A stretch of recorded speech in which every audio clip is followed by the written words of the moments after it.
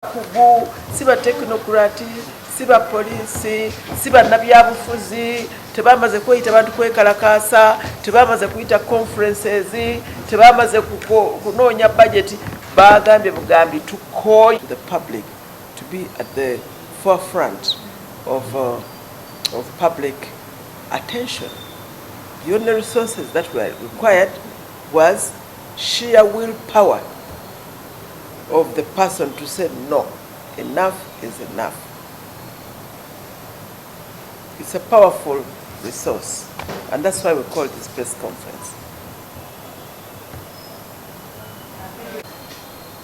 Era ekisinza okutujjayo kubanga tulowooleza nnyo mu nti buli kimu kye tugenda okukola kyetaagisa ssente. Senga bajja ne batugamba nti waliwo ebizibu ebigenda mu maaso, entebe twandibadde tukola budgeti ne tuyita press conference ne tuyita convention oba ne muyita aboogezi oba ebintu byonna ebikolebwa. Naye omuntu wa bulijjo yagambye nti ekimala kimala tukooye tetujja kuddayo wa ssente. Kati kino nga kikwatagana n'omulamwa gwaffe gwe tujje twogera okumala kati emyaka 2 nti olutalo olw'okulwanyisa obulimi bw'enguzi lulina kulwanibwa muntu wa bulijjo. Era ne tubagerera olugero lw'Abaganda olugamba nti nannyini mufu yakwata abawunya. Kati omuntu akosebwa bwe yawulidde ng'akikooye n'avaayo n'agamba tetujja kudda okuwa buli bwa nguzi, ensi yonna n'esituka n'eyingira mu lutalo. Era njaga okutwala omukisa guno okubeebaza. Simanyi mannya gaabwe, simanyi kye bakola, simanyi bwe bafaanana. Tebaayise press conference ng'eno ensi ebalabe nti bakozi oba balina babawa ssente babalabe nti bakola. Bo baafulumiza bufulumya maloboozi. Sirowooza nti waliwo n'abamanyi aw'okubasanga, naye baalwanya olutalo ne balulinnya ku nfeete. Era bwe tuti nkoowoola bannayuganda bwe tusaanye okulwana olutalo tutandike nga tugamba tukooye. Bannayuganda babonaabona n'ogenda okufuna ekyapa ky'eky'ettaka mu Ministry of Land bakuzzamu jojjuuzi okutuusa lw'olisasula ssente. Bw'ogenda mu ddwaliro okufuna eddagala sooka osasule ssente. Ogenda okunoonya omulimu empapula z'ozirina n'obusobozi ozirina sooka oleeteyo ssente. N'okukozesa oluguudo omusirikale ow'oku luguudo asooka n'ayagala ki? N'ayagala ssente. Omuntu wa bulijjo akooye. Kati kino kye baakoze ab'Entebbe era kye mbeebaliza kitambulira ddala mu mulamwa gwaffe gwe tubadde tutambuza omwaka guno. Tukubye eggwanga mujje muveeyo ffenna tulwane. Nze nina ebyokulwanyisa gwe by'otolina kubanga bw'ondaga nti wuuyo nze nnyina ebimugoba ne mukwata ate ne mukola ng'amateeka bwe galagira. Nsobola omukwata mu kkooti ne bamusiba, nsobola omugobesa ku mulimu, nsobola okuzimusesemya byabbye, nsobola okumwetondesa. Nnyina obuyinza obumpeebwa amateeka. Naye gwe omuntu wa bulijjo gwe osobola okukuba enduulu wuuyo kikulu nnyo. Era bano kye baakoze ab'Entebbe airport baakubye enduulu, immigration nevaayo, CAA nevaayo ne bakwata abantu baabwe. Abamu mpulira babagobye, abalala bakyabanoonyerezaako. Naye naffe tujja kuvaayo ate tunoonyereze ku bitongole byennyini okumanya obuzibu obutuuse ku kivundo ekifaanana bwe kiti buvuddewa. So tuzze wano okwebaza abantu abo abaakubye enduulu ne bagamba wuuyo. Naffe nekyoka tuvaayo okugoba omubbi n'okumukwata. Ate tulina empingu, tujja kwongera okunoonyereza obujulizi kubanga ffe nga Inspectorate of Government ate ffe tulina obuyinza obuwawaabira obuprosecutinga.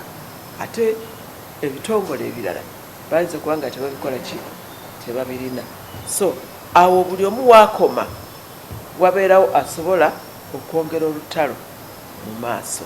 Tubakubiriza omulanga, temukkiriza kuddayo kukkiriza kubasaba ssente.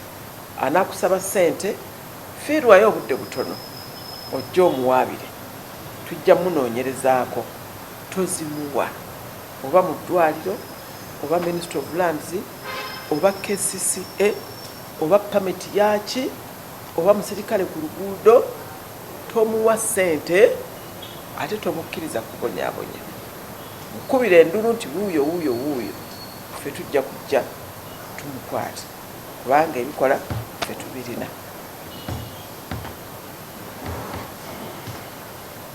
Ate n'ekirala abakungu abakulu mu gavumenti oba ba ambasada oba baki bayita eri mu VIP.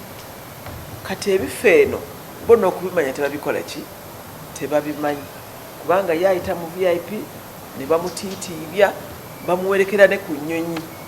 Bennyini abatulugunya abali eri wansi bwe badde no mu VIP ate batiitiibya abakulu. Kati abakulu ne batabimanya, so bw'okuba enduulu kituyambye ffenna okukola ki, okuvaayo. Era bano be tuyita abakulu so nga bakozi bammwe. Era bw'agenda mu ddwaliro bamuyisaawo mangu ku layini ne bamutiitiibya. Bw'agenda okusaba ekiso ku ssomero era bamuyisaawo mangu. Bw'agenda mu Lands ayagala kyapa kye bamuyisaawo mangu. Tebamanya bantu bye bakola ki, bye bayitamu. N'olwekyo mwetabe mu lutalo oba ogwama gwa kuba nduulu wuuyo wuuyo wuuyo, lutalo lunene nnyo olujja tuyamba ffe abalina ebikola ate okukwata omuntu gw'okubidde enduulu.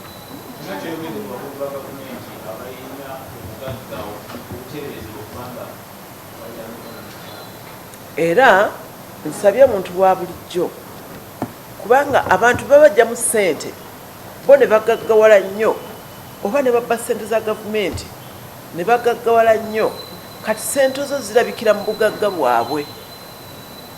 Omanyi omusaala gwafuna gavumenti, omusaala gwayo guli wansi, naye omuntu alina ebintu ebitafaanana na musaala gwe. Kati buvunaanyizibwa bwo era okukuba enduulu wuuyo wuuyo wuuyo. Omwana wa gundi oba gundi yakafuna omulimu emyaka ebiri, alina abakyala babiri, buli mukyala n'ennyumba, buli mukyala yeevuga. Tuwulira azimba moolo, kitaawe yamuzimbidde ne nnyina yamuzimbidde, mu kkanisa wuuyo yagaba obutabalika. Eyakatandika okukola emyaka ebiri emabega yazifuna atya? Mukubira enduulu, tujja kujja tumunoonyerezeeko. Anti kutubuulira, anti kwe kutubuulirako. Abala bajjanga whistleblowers. Omwami ono alina information senga mumulaba oyo musajja mukubi wa nduulu mulungi nnyo. Saagadde nnyo kumu exposinga kaakati, naye be bamu ku bantu abevuddeyo gamba tujja kuba enduulu. So bw'okuba enduulu ng'oyo alina ebintu. Tubalina ba whistleblower bangi nnyo, ba whistleblower abakuba enduulu. Ajja n'atugamba nti ono managing director wa gundi naye alina kino na kino na kino na kino. Waliwo gwe tuli kumpi okufunza alina ennyumba nga 15, Kampala, Masaka, Mbarara, zonna zize, ezimu ziri mu baki, alina emmotoka nga takyalina na wazipaakinga. Naye tuli kumpi kumufunza, kumumaliriza. Bwe tumunoonyerezaako ekisooka yabyanjula kubanga ebyobugagga byonna oteekwa okubikola ki, okubyanjula IGG ne vvalu yabyo ate n'onnyonnyola bwe wabifuna. Kati bw'oba tewabyanjula IGG okweka ki? Bw'oba wabyanjula bituukagana n'omusaala gwo. Oba wabisikira ku jjajjaawo tubuulire, tujaga ati omusajja yasikira jjajjaawe oba omukyala yasikira ssengaawe, ng'oyo tumanya nti kyekyo. Naye oba tosobola kubinnyonnyola, kiyinza okuga nti kirabikwa obba ssente z'abantu nga tukutwata mu kkooti nga babibowa nga tubitunda nga ssente zidda mu ggwanika ly'eggwanga nga buli muntu alifunako. So guno omulanga guno gwa ggwanga mujje, ngamba bannannyini mufu mukube eggwanga mujje, nkubye eggwanga mujje, twafunye be tulabirako nti kikola tewaba addayo okunyigirizibwa. Kuba enduulu tujja kujja tukwate omubbi. Tusooka omu.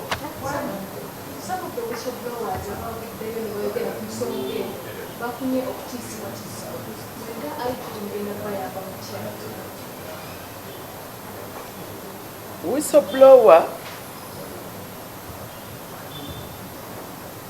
okusooka bafuna okutiisatiisibwa, genda ku poliisi oloopa omusango nti okoze eki, nti otiisatiisiddwa. Osooka ogende n'eyakutiisizza omwogere. Poliisi bw'eteekuyambe jangu naffe tunoonyeze ku poliisi etekoze eki, etekuyambye.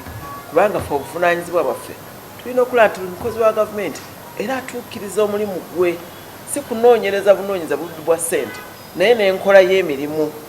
Nakibagamba wano nga tu commemoratinga gye bayita International Ombudsman Day nti ne bw'obanga omukozi wa gavumenti takukutte bulungi, takuweereza bulungi, ne waba takubbye era abazizza omusango ku munnansi, osobola okujja n'omuwaabira. So abatiisatiisiddwa luno lutalo tusaba mwegenderezenga. Okusooka oluusi tewejjaayo nnyo naye kati osobola okuweereza information, osobola okubeera whistleblower tavaayo naye ara osobola okugenda ku poliisi ne ku LC n'ewaffe tulabe engeri gye tuyinza okukutaasa. Ate bw'oba omumanyi akutiisatiisizza ku ssimu, essimu tulina obusobozi obugirondoola ne tumanya gyekoze eki, gyevudde era n'oyo ne tumukola ki. Tulina obusobozi bungi nnyo. Oba akutiisatiisiza ku ssimu tusobola okugirondoola ne tumanya essimu gyekoze eki, gyevudde.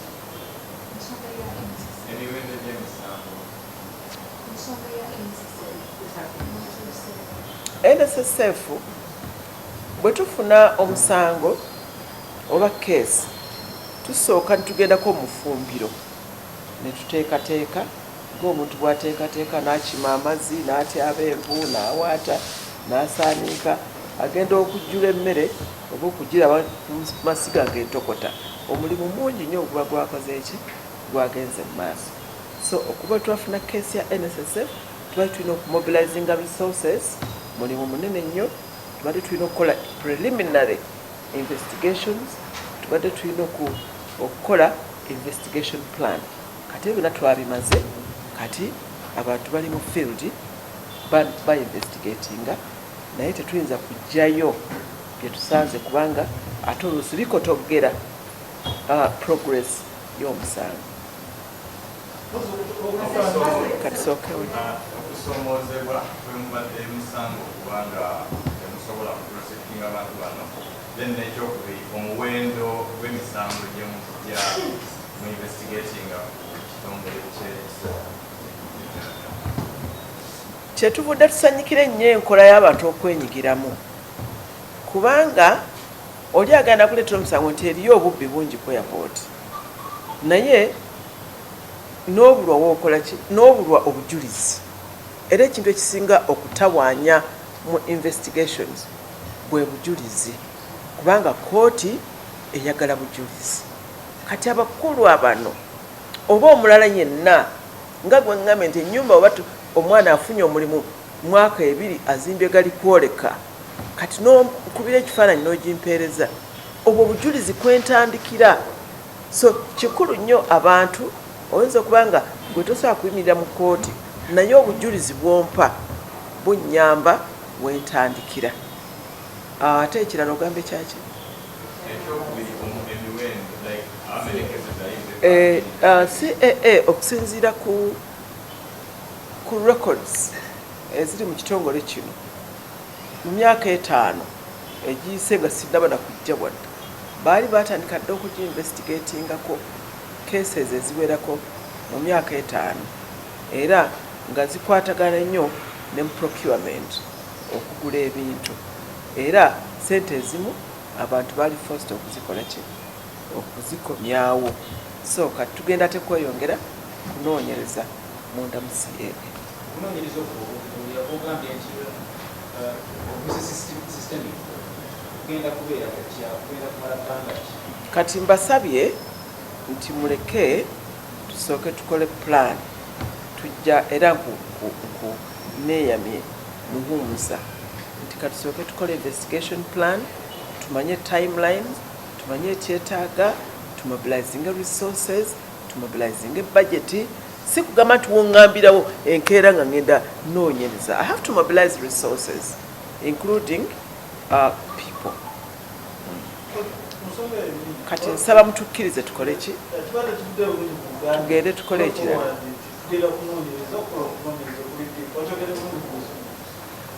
Tugenda kuyingira munda.